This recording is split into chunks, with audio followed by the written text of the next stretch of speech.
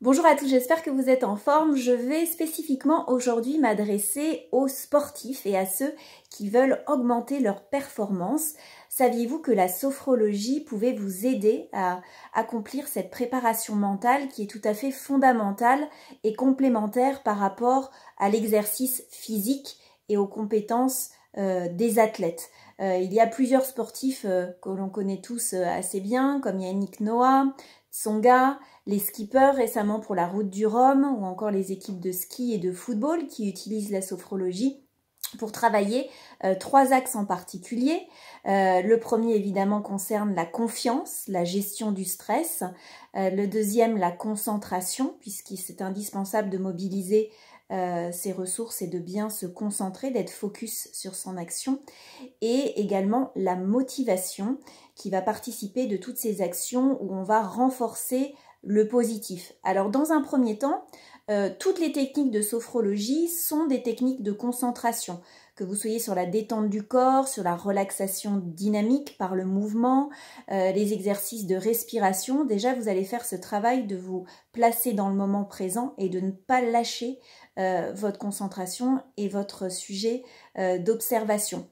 Les techniques de gestion du stress, comme le training autogène de Schultz, les exercices de respiration, le scanner corporel, le geste signal également, qui consiste à associer une image agréable à un geste et de l'utiliser en cas d'émotions un peu qui s'emballent, sur les arrêts de jeu, les gestions aussi des temps morts quand vous devez attendre pour reprendre l'action, qui va être très efficace.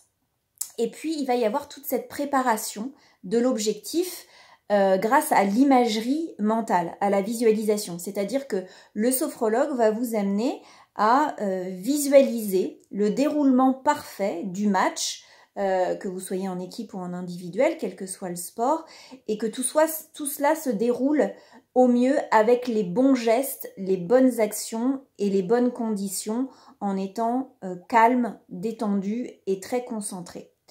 Et puis, il va y avoir également la récupération qui est très importante, récupération physique dans un premier temps pour chasser le stress, la fatigue nerveuse, la tension nerveuse qu'il y a pu y avoir en amont des compétitions.